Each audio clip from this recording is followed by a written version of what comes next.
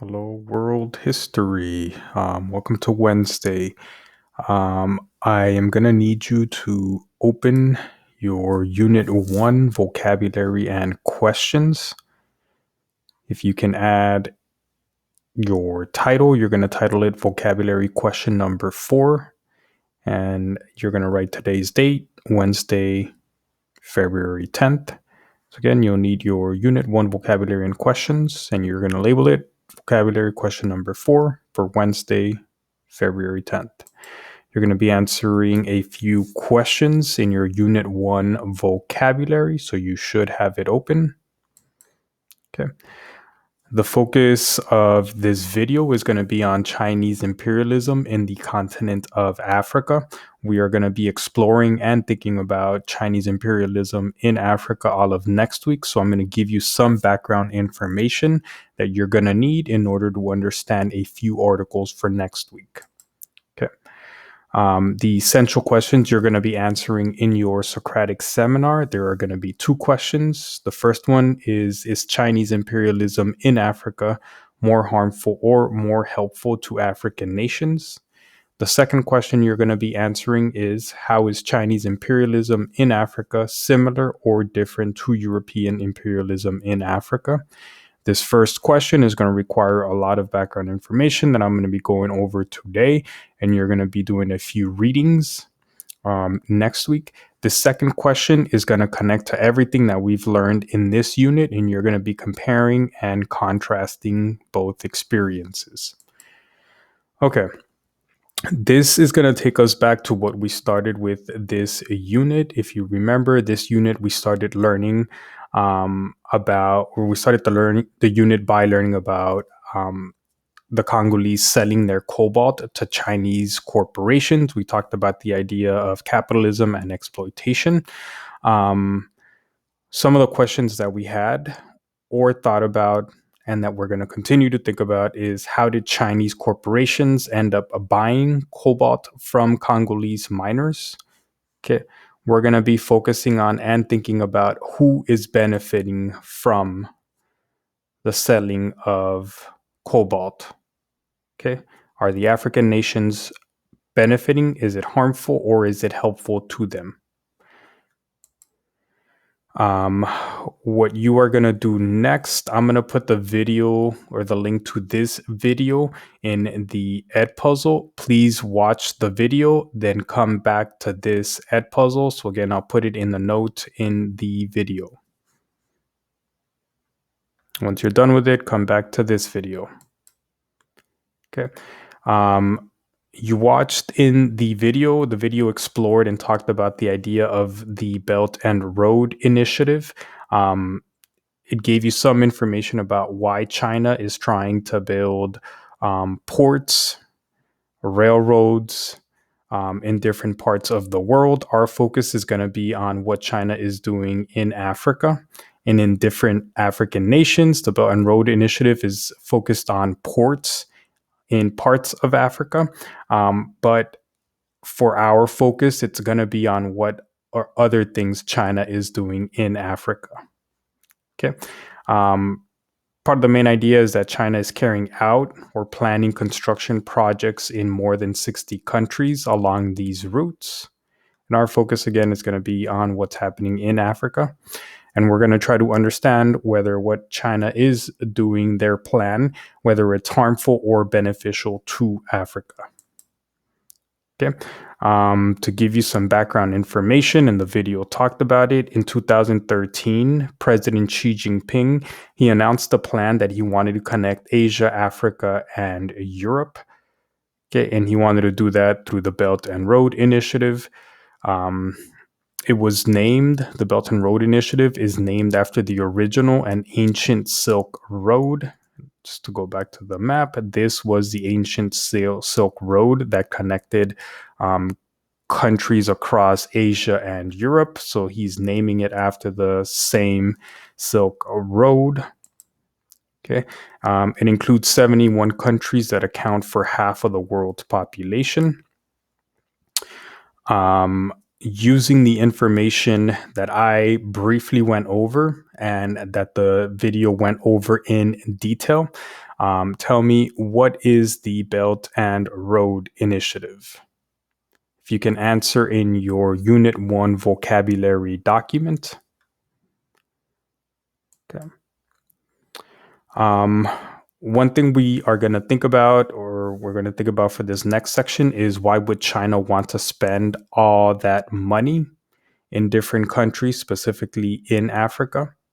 Okay, one thing that you are going to read about and that we're going to talk about is the idea of new export markets. This is a vocab word that you are going to have. New export markets are new places where a country can sell the products that are made in the country, right? Businesses in a country make things, but they also need to find places where they can sell those things. If they're making too many things, then there aren't enough people in their own country to buy them. So they need other countries to buy those things. In some ways, China is doing that in Africa, right? They're exporting, they're sending goods to another country, they're building things in Africa, but they're also importing, right? China is importing, or they're bringing goods into their own country from abroad. China, right? We read about and learn about China importing cobalt. So it's taking cobalt, importing cobalt from Africa, but it's also exporting. China is sending goods to Africa, right? Building projects. Okay. Another reason why China would want to spend that money in Africa is that it gives them greater influence or prestige. Other countries have to play by China's rules, and China seems more powerful, right? If they're involved in other countries. Think about or make a connection to the idea of political motive for imperialism that we talked about, and the idea of the Berlin Conference. Those two things can be connected. Another reason is that it gives China access to raw materials, things that can be used to build other things that are then sold, right? We talked about cobalt. Cobalt is used in phones. So what China does is it has access to those materials in Africa. It then exports it to China. China then uses that cobalt to make other products that it then sells to other countries. So it's beneficial to China. China also trades with Africa. Countries trade with each other because each country is supposed to benefit from trade, right? What I talked about before, China is able to sell things to China, infrastructure projects, construction projects. Okay. It also buys things from China. It buys cobalt. It uses that cobalt, puts it in phone, and then it sells it at a greater price. So that's how countries end up benefiting from each other. Africa ends up selling the cobalt, so it gets money from the cobalt that it sells. That has led to more globalization, which is the way that countries and people of the world interact and come together. Because of the Belt and Road Initiative, which was started in 2013. We learned about that in the video that you watched separately. It started in 2013, so that's when Chinese banks started to invest more money in African countries.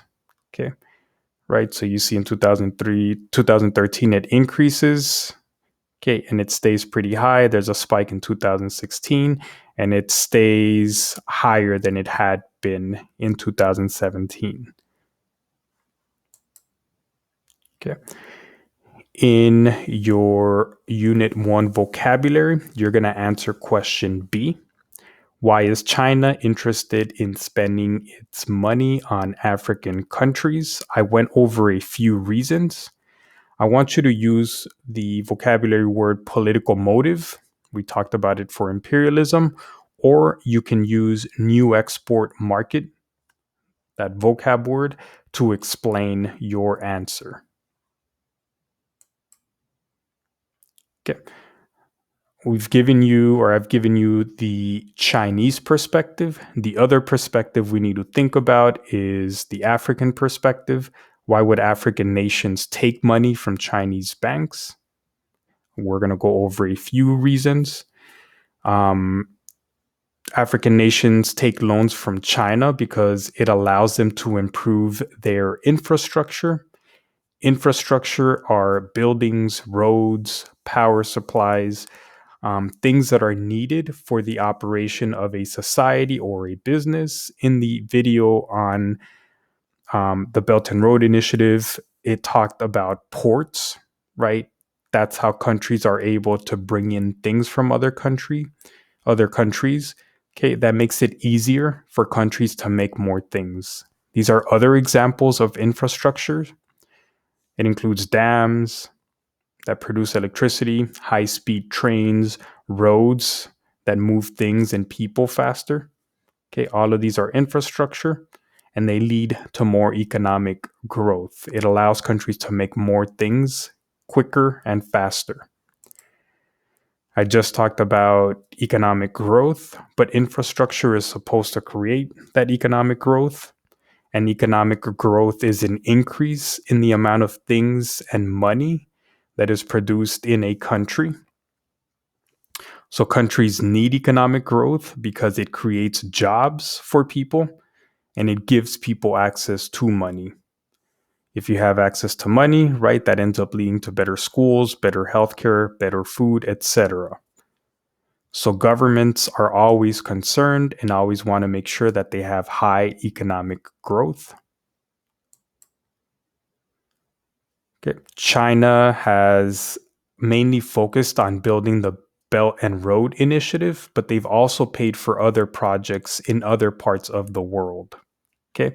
We are focusing on the projects that are taking place in Africa.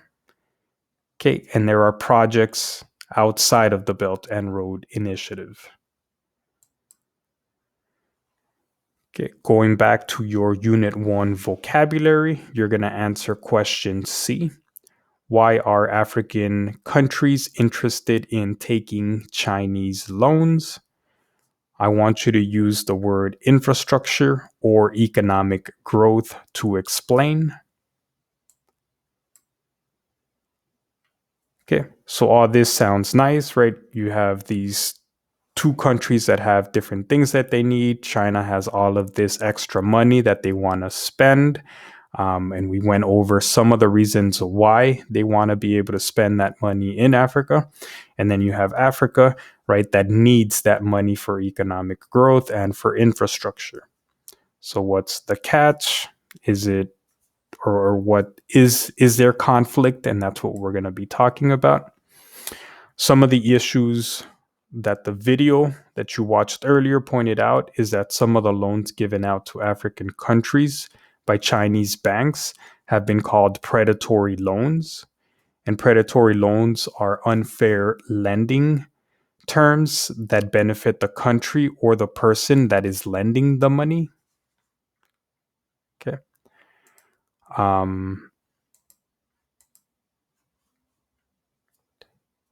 Okay, so that's one criticism of what China is doing in Africa.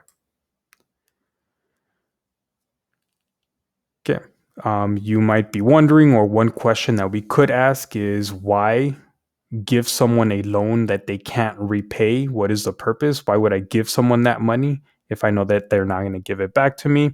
One possible answer is that it's a debt trap, that the country who is lending the money intentionally gives credit or loans extra money because they know that they won't be able to pay it back. And if they don't pay it back, then they're able to get something back in return. Okay. The other reason is that China gains strategic benefits if countries can't repay loans. So, for example, if an African nation does not repay the loan, then Chinese companies end up owning the infrastructure or the project that is built.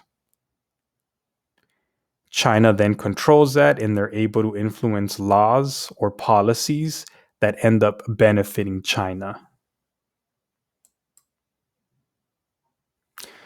One thing we're going to think about is whether this is a new form of economic imperialism. And our definition for economic imperialism is a situation in which one country has a lot of economic power or influence over other countries.